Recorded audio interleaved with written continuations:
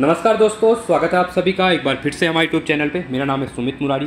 देखिए, Uttarakhand UKPSC UK triple SC के जो एग्ज़ाम होते हैं 2025 के लिए, यहाँ पे एक इंपॉर्टेंट सीरीज स्टार्ट कर रखी है जिसमें हम प्रैक्टिस एमसीक्यूज कर रहे हैं। बुक्स के डिफरेंट बुक में जिसमें ल्यूसेंट ऑब्जेक्टिव है, आपकी घटना चक्र की ऑब्जेक्टिव है, ठीक है, पिनेकल की ऑब्जेक्टिव है, तो जहाँ से एग्जाम में क्वेश्चन बनते हैं बार बार। तो पॉलिटी हमने यहाँ पे स्टार्ट की थी। पॉलिटी का आज जाएगा पार्ट 3 हमारा, जिसमें हम इंपॉर्टेंट प्रस्तावना के रिलेटेड जो उद्देशिका है वहाँ से क्वेश्चन जो बनते हैं उनको देखेंगे।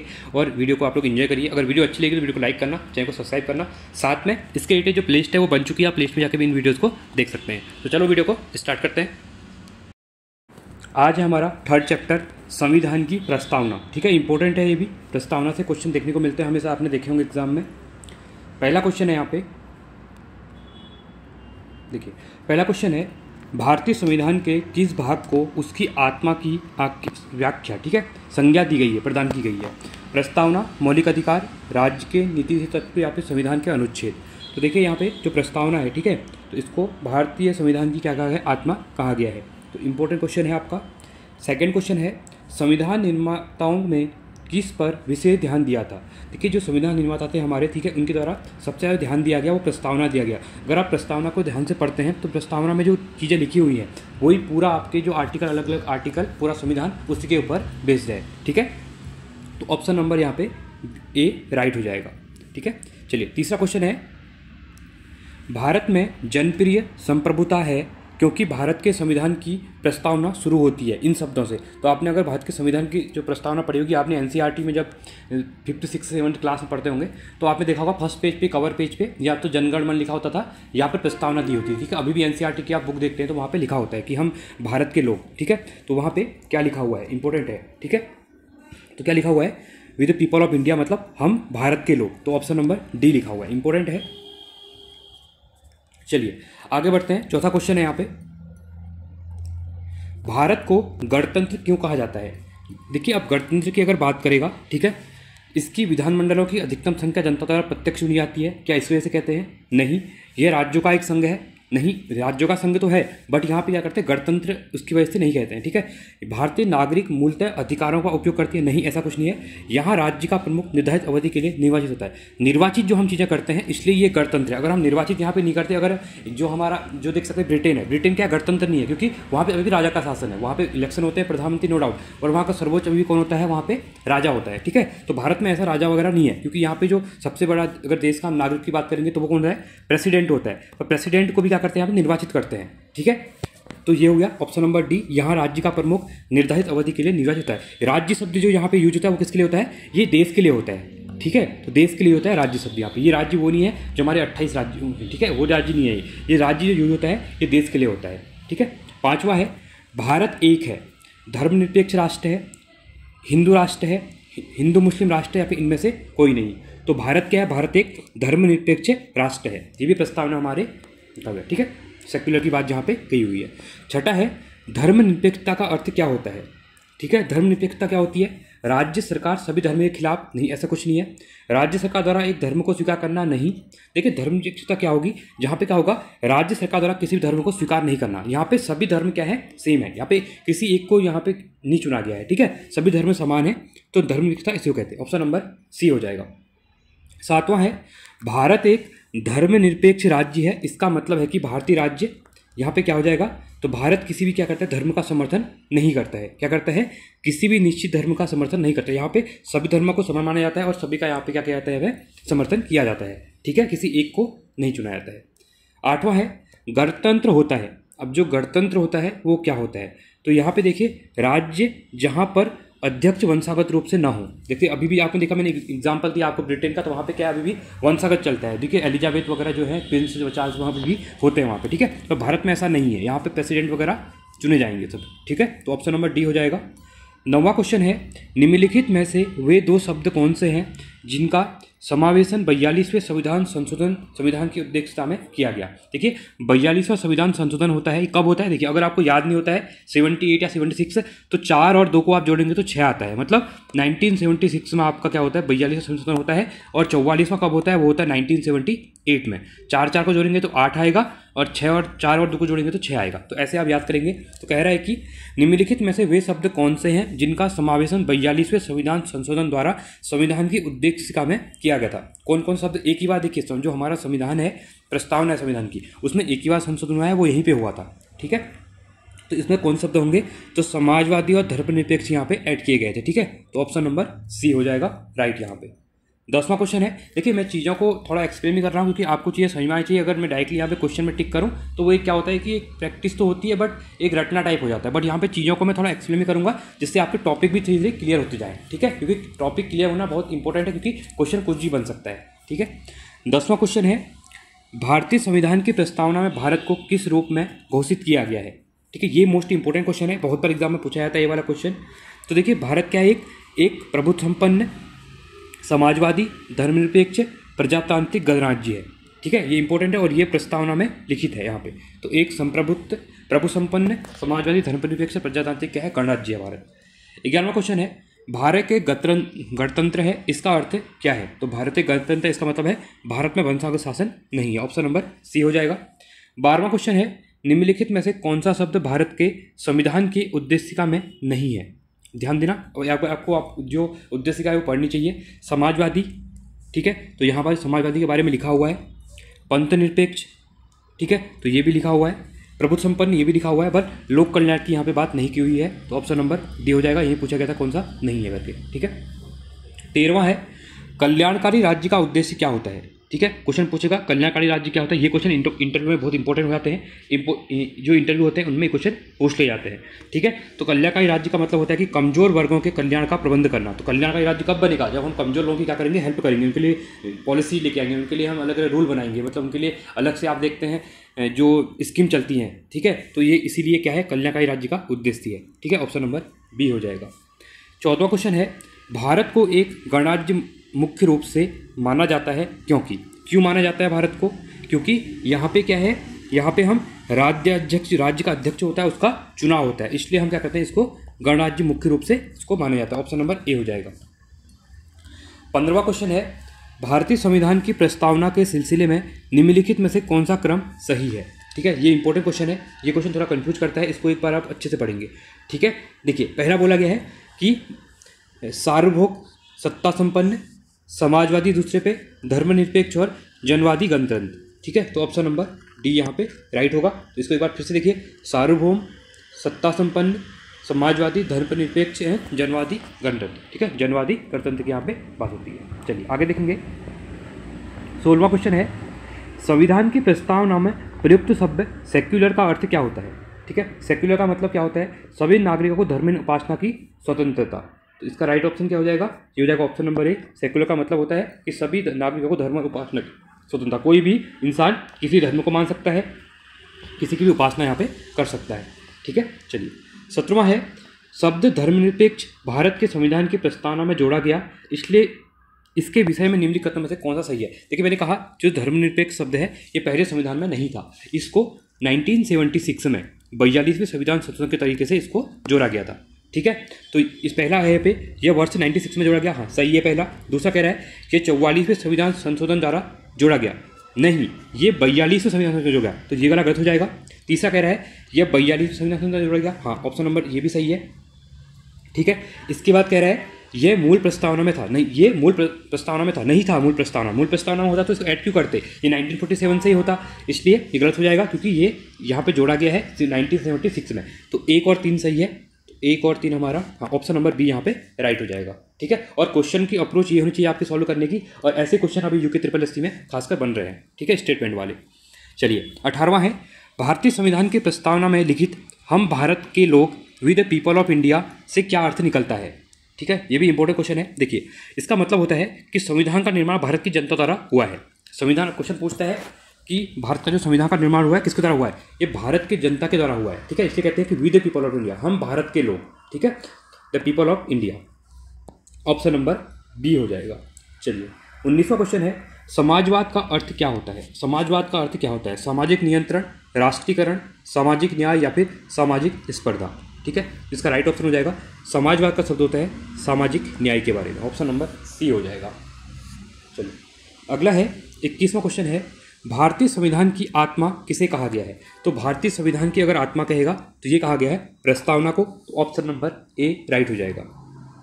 चलिए, आर्टिकल 32 को क्या बोलते हैं आप लोग बताइए। चलो, आर्टिकल 32 को क्या बोला जाता है? इंपॉर्टेंट क्वेश्चन है, ठीक है। भारत में लौकिक सार्वभौमिकता है क्योंकि संविधान की प्रस्तावना प्रारंभ होती है। तो ये इसमें आपको कुछ नहीं करना है, सिंपली यहाँ पे बोला गया है भारत की प्रस्तावना कहाँ शुरू होती है, तो हम भारत के लोग शब्दों से, तो we the people of India. तो ऑप्शन नंबर ए हो जाएगा, ये शुरुआत होती है, आपको यहाँ पर ज़्यादा सोचना नहीं है। 23वां क्वेश्चन है, भारतीय संविधान की प्रस्तावना पर किस क्रांति का प्रभाव नहीं झलकता? ठीक है, देखिए अलग अलग क्रांतियाँ हुई थी, तो भारतीय संविधान में किस क्रांति की यहाँ पे प्रभाव नहीं झलकता है? फ्रांसीसी क्रांति, देखिए ये झलकता है क्योंकि हमने कुछ चीज़ें यहाँ से बोरो कर रखी है। अमेरिका क्रांति, ठीक है, अमेरिका की भी चीज़ें हमें यहाँ पे चेंज होती है। बोल्शेविक की क्रांति, ये भी, बट चीनी की क्रांति की हमारे यहाँ पे संविधान में कोई भी बात नहीं होती है, तो इसलिए ऑप्शन नंबर सी डी यहाँ पे गलत हो जाएगा। ठीक है, गलत हो जाएगा मतलब क्वेश्चन के अकॉर्डिंग गलत हो जाएगा। ठीक है, 24वां है, मूल भारतीय संविधान के अनुसार भारत एक क्या है? तो भारत एक यहाँ पे संप्रभु, ठीक है, क्या है यहाँ पे? प्रभु संपन्न लोकतांत्रिक गणराज्य। ऑप्शन नंबर ए हो जाएगा। इसको आप याद करना, डायरेक्टली एग्जाम में दिखता है, उस टाइम पे सभी एक जैसे दिखते हैं क्वेश्चन, पे कंफ्यूज होते हैं। ठीक है, इसको ध्यान रखना। चलिए, 25वां है, संविधान के अंतर्गत भारतीय लोकतंत्र के आदर्श को हम कहाँ देख सकते हैं? भाग 1 में, भाग 3 में, भाग 4 में या प्रस्तावना में? देखिए, भाग 1 में हम यूनियन की बात करें, संघ की बात करते हैं। भाग 3 में हम फंडामेंटल राइट की बात करते हैं, जो मौलिक अधिकार हैं हमारे। भाग 4 में हम डीपीएसपी की बात करते हैं, डायरेक्टिव प्रिंसिपल स्टेट पॉलिसी की। बट जो ये संविधान के अंदर भारतीय लोकतंत्र के आदर्शों की यहाँ पे बात की हुई है, तो इसकी बात करते हैं हम, प्रस्तावना में की गई है। ठीक है, ऑप्शन नंबर बी हो जाएगा। 42, अगला है 26वां, 42वें संविधान संशोधन अधिनियम 1976 के द्वारा प्रस्तावना में किस शब्द को नहीं जोड़ा गया? अब देखिए, नहीं बोला गया है। ठीक है, धर्मनिरपेक्ष जोड़ा गया है यहाँ पे, समाजवादी जोड़ा गया है, अखंडता इंटीग्रिटी भी जोड़ा गया, बट गुट निरपेक्ष यहाँ पे नहीं जोड़ा गया है, तो ऑप्शन नंबर सी हो जाएगा। 3 चीज़ जोड़ी गई थी, सेक्युलर, सोशलिस्ट और इंटीग्रिटी। इंग्लिश में बोल रहा हूँ, हिंदी में धर्मनिरपेक्ष, समाजवादी और एकता अखंडता, ये 3 शब्द जोड़े गए थे। ये क्वेश्चन बहुत बार पूछा गया है और इंटरव्यू में भी खासकर ये क्वेश्चन पूछा जाता है। अगर लोअर पीसीएस वगैरह में आप इंटरव्यू में जाएंगे तो ये क्वेश्चन जायज़ के पे पूछे जाते हैं अच्छे से। ठीक है, चलो आगे बढ़ते हैं अगले क्वेश्चन की तरफ। 27वां है, भारतीय संविधान की प्रस्तावना के बारे में कौन सा कथन सही है? देखिए, समाजवादी धर्मनिरपेक्ष शब्द 1950 में लागू के अंग थे, नहीं थे। देखिए, मैंने अभी बात की कि 42वें संविधान संशोधन में जोड़े गए, तो 1950 में नहीं थे, तो पहला गलत हो जाएगा।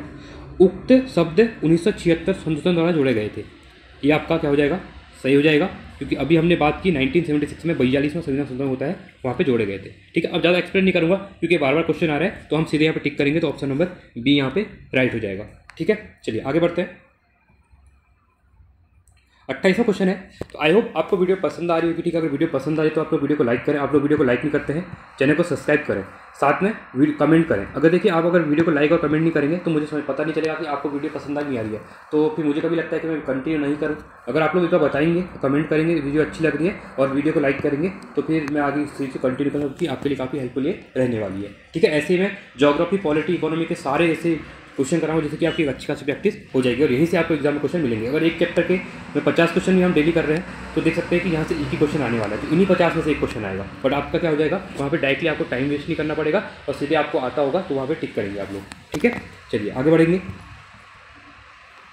चलिए, 28वां कह रहा है, भारतीय संविधान ने किस प्रकार के लोकतंत्र को अपनाया है? ठीक है, तो संविधान ने जो अपनाया हुआ है वो अपनाया है लोकतांत्रिक गणराज्य को। ठीक है, ऑप्शन नंबर डी।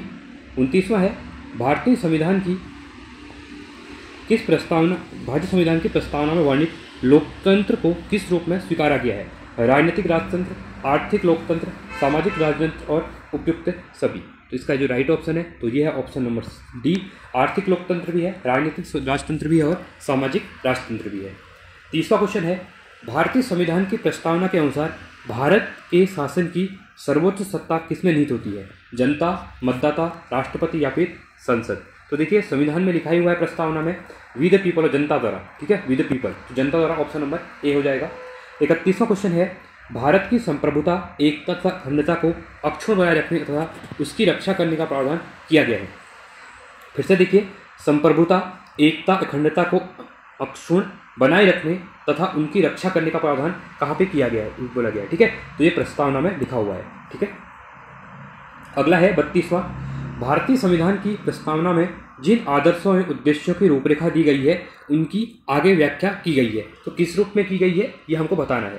मूल अधिकारों के अध्याय में नहीं, राज्य के नीति नेतृत्व में, सिद्धांतों में नहीं, मूल अधिकार, राज्य के नीति सिद्धांत एवं मूल कर्तव्य। देखिए अब यहाँ पे बात करूँगा मैं, मूल अधिकार जो आते हैं, फंडामेंटल राइट मोस्ट इंपॉर्टेंट है। किसी भी एग्जाम में फंडामेंटल राइट से क्वेश्चन आते हैं, हम आगे डिस्कस करेंगे, इसके अच्छे खासे क्वेश्चन आते हैं।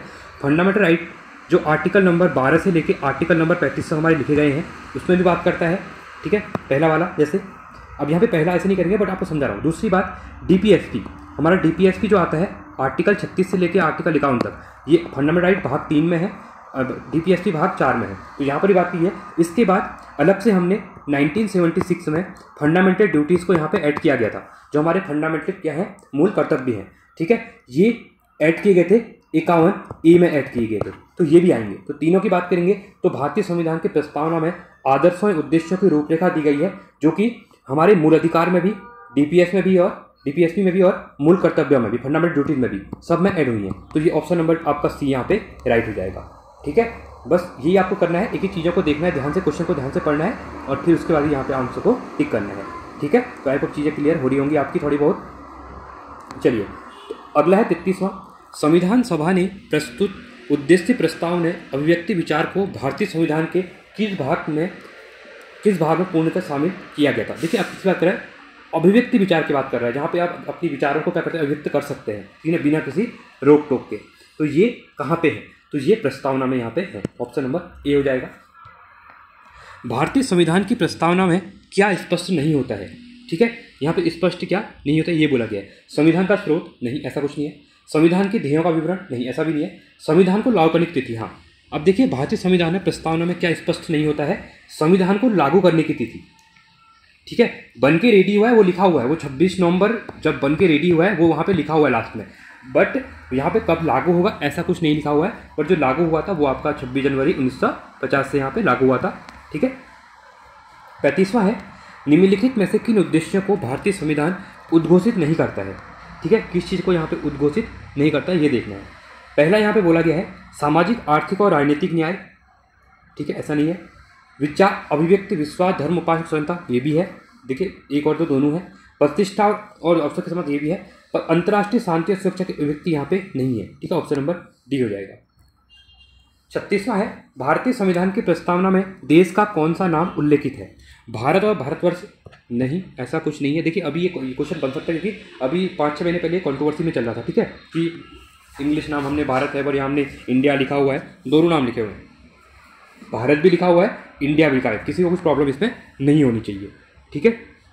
दूसरी बात, भारत और हिंदुस्तान नहीं, हिंदुस्तान नहीं लिखा हुआ है, भारत नहीं, भारत और इंडिया, ठीक है, भारत और इंडिया वहाँ पे लिखा हुआ है, with the people of India, हम भारत के लोग, दोनों लिखे हुए हैं, ठीक है, हिंदी इंग्लिश। तो ये चीज़ है और ये रहेगा ही, ठीक है। तो ऑप्शन नंबर सी है। चलिए 37वां है, भारतीय संविधान किसके द्वारा स्वीकृत है, संविधान सभा द्वारा, भारत की संसद द्वारा, प्रथम निर्वाचित सरकार द्वारा, फिर भारत की जनता द्वारा।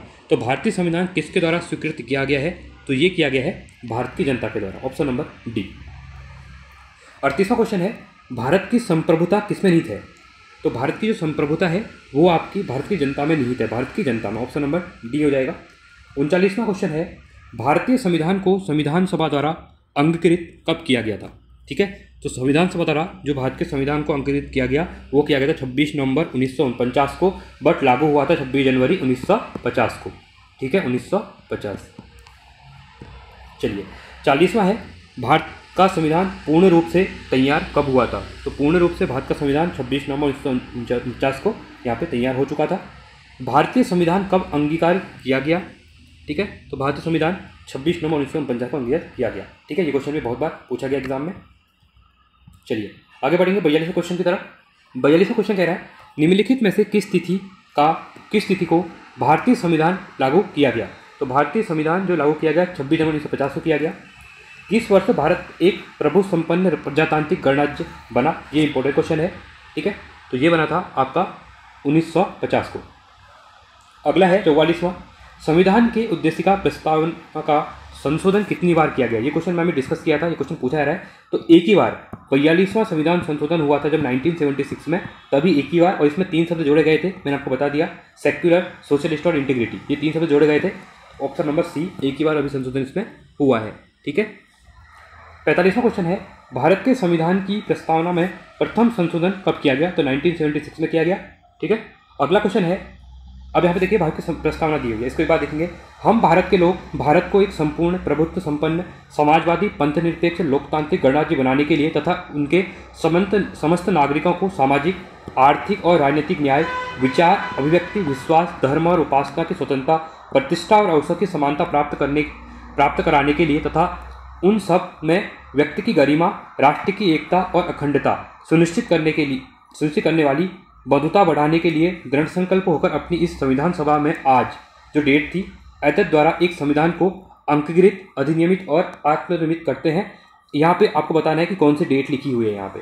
ठीक है। ये मैंने अभी बता दिया था आपको, अभी इसमें कौन सी डेट लिखी हुई है, तो इसमें लिखी हुई है 26 नवंबर 1949। तो यहाँ पे डेट लिखी हुई है और आपको यहाँ पे यही बताना था।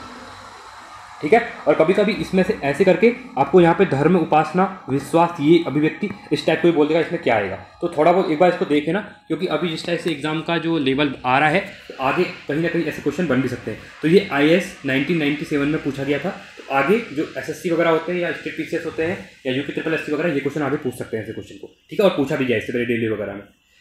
47वां क्वेश्चन है, ऑप्शन इसका भी था। ठीक है। संविधान की प्रस्तावना सभी भारतीय नागरिकों को निम्न में से कौन सा एक उपलब्ध कराने के लिए वायदा नहीं करती है? ठीक है। तो कौन सी नहीं करती है? पूजा की समानता, राजनीतिक न्याय की बात करती है, सामाजिक न्याय की या विचार की, क्योंकि पूजा पाठ की नहीं करती, क्योंकि मैंने बताया कि सेक्युलर है, सभी धर्म समान है यहाँ पे। ठीक है।